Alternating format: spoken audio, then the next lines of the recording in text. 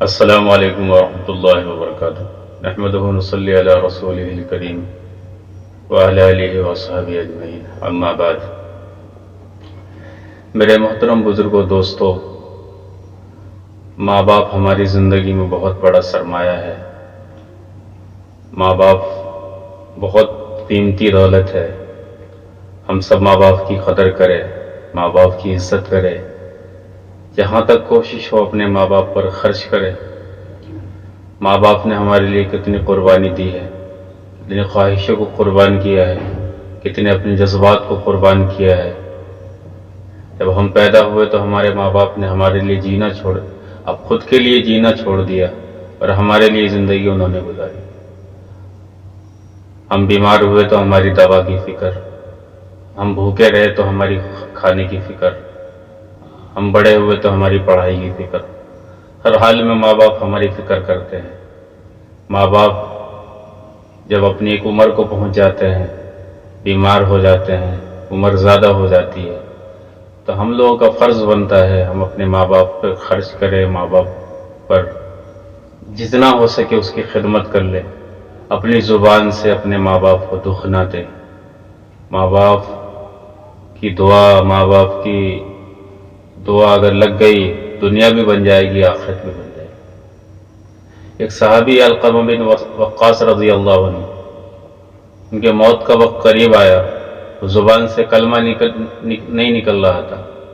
صحابی رسول صلی اللہ علیہ وسلم نے، یعنی حضرت علقمہ رضی اللہ عنہ کی وائف نے حضرت محمد صلی اللہ علیہ وسلم کو خبر بھجوائی کہ یا رسول اللہ، علقمہ سکرات میں ہے اور زبان سے کلمہ نہیں نکل رہا ہے، کیا کرے؟ اللہ کے نبی صلی اللہ علیہ وسلم آئے اور کہا کہ ماں کہاں ہے؟ کہا کہ ماں ناراض ہے، فلاں جگہ رہ رہی ہے۔ تو آپ نے حضرت بلال کو بھیجا، خبر بھیجا کہ اماں تو آتی ہے یا پھر میں آؤں؟ کہا کہ یا رسول اللہ میں خود آتی ہوں۔ وہ آئی، کہا کہ تو اپنے بیٹے کو معاف کر دے۔ کہا کہ یا رسول اللہ مجھے بیٹے سے کوئی شکایت نہیں ہے، میرا بیٹا دیندار ہے، لیکن میرا بیٹا جب بات کرتا ہے تو میرا جگر ٹکڑے ٹکڑے کر دیتا ہے۔ اس کو نہیں پتا کہ میرا بیٹا سکرات میں ہے، زبان سے کلمہ نہیں نکل رہا ہے۔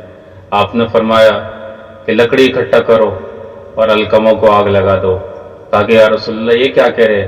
کہا کہ تیرا بیٹا مر رہا ہے، اگر تو نے اسے معاف نہیں کیا تو جہنم کی آگ میں جلے گا، اس سے بڑھیا ہے کہ میں اس کو یہاں پہ جلا دوں۔ کہا کہ یا رسول اللہ میرا کلیجہ ایسا نہیں ہے، میں معاف کرتی ہوں۔ انہوں نے معاف کیا اور ادھر زبان سے کلمہ نکل گیا۔ صحابی رسول جس کی رضا کا پروانہ اللہ نے دنیا میں دے دیا ہو، ایک پیغام تھا ہم لوگوں کے لیے دوستو بزرگوں، کہ ہم اپنے ماں باپ کے ساتھ اچھا بیہیو کریں، اچھا سلوک کریں۔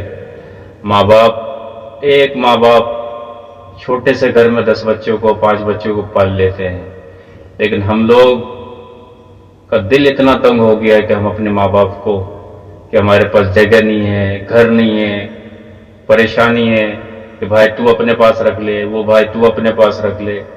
یعنی ماں جب یہ کہتی ہے میرے بچے میرے ہیں تو سب کو وہ پالتی ہے، اور ہم اولاد یہ کہتے ہیں ماں باپ ہمارے ہیں تو ہر ایک دوسرے پہ توقع کیے بیٹھا ہے، ہر ایک دوسرے کو کہتا ہے کہ تو پال لے، تو ماں باپ کو رکھ لے۔ او بھائی دوستو بزرگوں، جیسا ہم ماں باپ کے ساتھ سلوک کریں گے ویسا ہمارے ساتھ سلوک ہوگا۔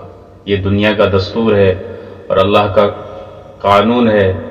ہم ماں باپ کے ساتھ اچھا سلوک کریں گے، ہماری اولادیں بھی ہمارے ساتھ اچھا سلوک کریں گی۔ ماں باپ کی عزت کرے، ماں باپ کی قدر کرے۔ اللہ کے نبی صلی اللہ علیہ وسلم، جبرائیل علیہ السلام نے فرمایا کہ ہلاک ہو جائے وہ شخص جو ماں باپ میں سے کسی کو پائے اور جنت نہ کمائے۔ تو اللہ کے نبی صلی اللہ علیہ وسلم نے آمین کہا ہے اس پر۔ جبرائیل علیہ السلام کی دعا ہو اور پیارے نبی صلی اللہ علیہ وسلم کی آمین ہو، اس لیے ماں باپ کی ہم قدر کریں، ماں باپ کی عزت کریں۔ موسیٰ علیہ السلام جب طور پر جاتے تھے تو ان کی ماں ان کے لیے دعا کرتی تھی۔ موسیٰ علیہ السلام جب گئے طور پہ تو اللہ پاک نے کہا موسیٰ سنبھل کے آیا کرنا، باپ کے لیے دعا کرنے والی نہیں رہی۔ موسیٰ کلیم اللہ، اللہ سے بات کرنے والے نبی، اور ماں باپ اور ماں کی دعا ان کے ساتھ. اور ان کو اللہ پاک کہہ رہے ہیں کہ موسیٰ ذرا سنبھل کے آیا کرنا، اب تمہارے پیچھے تمہاری ماں دعا کرنے والی نہیں رہی. اے دوستو بزرگوں، ہم اپنے ماں باپ کے ساتھ اچھا سلوک کریں گے، دنیا میں بھی ماں باپ کی دعا کام آئے گی اور آخرت میں بھی کام آئے گی. یہ ماں باپ کے ساتھ اچھا سلوک کرے. موسیٰ علیہ السلام نے پوچھا یا اللہ جنت میں میرا ساتھی کون ہے؟ تو فرمایا اللہ پاک نے کہ فلاں قصائی. تو موسیٰ علیہ السلام حیران ہو گئے کہ قصائی اور میرا ساتھی، کہا کہ کہاں ملے گا؟ بتایا اللہ پاک نے فلاں جگہ. وہ موسیٰ علیہ السلام گئے، کہا کہ دیکھا ایک قصائی عام قصائیوں کی طرح گوشت کاٹ رہا ہے، بیچ رہا ہے. شام کا وقت ہوا، وہ ساتھ میں ہو لیے، ایک گھر میں گئے. موسیٰ علیہ السلام نے کہا کہ بھائی میں بھی آ جاؤں. اس قصائی کو نہیں پتا کہ یہ موسیٰ علیہ السلام ہے. کہے کہ بھائی آ جاؤ. دیکھا کہ وہ جب گئے انہوں نے آٹا گوندھا، آٹا گوندھ کے رکھ دیا. اس کے بعد پھر گوشت کاٹا، سالن بنائی، اور اس کے بعد کیا کہتے ہیں اپنے ایک بوڑھی سی ماں کو اٹھایا، لیٹی ہوئی تھی، اور اس کو کاندھا لگا کے کھلایا، لقمہ بنا کے کھلاتے رہے. جب اس کا پیٹ بھر گیا تو اس نے اشارہ کیا، اس کا منہ صاف کیا، اس کو لیٹا دیا. پھر اپنے بچوں کو دیکھا تو جب وہ لیٹنے لگی تو اس نے کچھ زبان سے کچھ الفاظ کہے. موسیٰ علیہ السلام دور تھے، سنے نہیں موسیٰ علیہ السلام نے.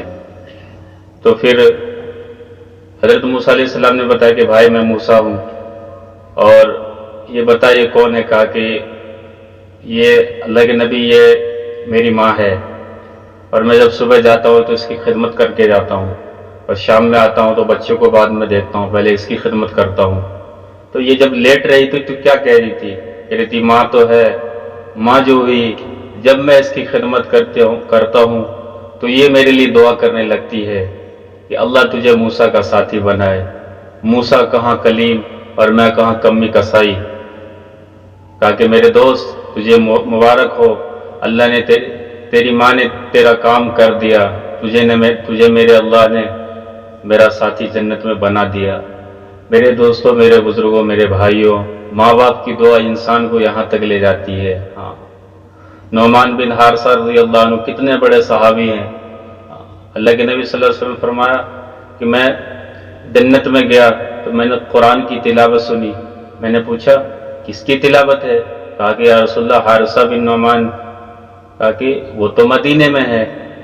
فرمایا کہ ماں کی ایسی خدمت کی ہے کہ جب بھی قرآن پڑھتا ہے اللہ پاک نے کہا کہ سارے جنت والوں کو قرآن سناؤ. ماں باپ کا بہت بڑا مقام ہے، بہت بڑا مقام ہے. اس لیے بھائی دوستو بزرگوں، ہم سب انشاءاللہ ماں باپ کی قدر کریں، ماں باپ کی دعائیں لے لیں. ماں باپ کی خدمت نہیں کر سکتے تو کم سے کم ماں باپ کو دکھ تو نہ دے، ماں باپ کو تکلیف تو نہ دے، ماں باپ کو پریشان تو نہ کرے.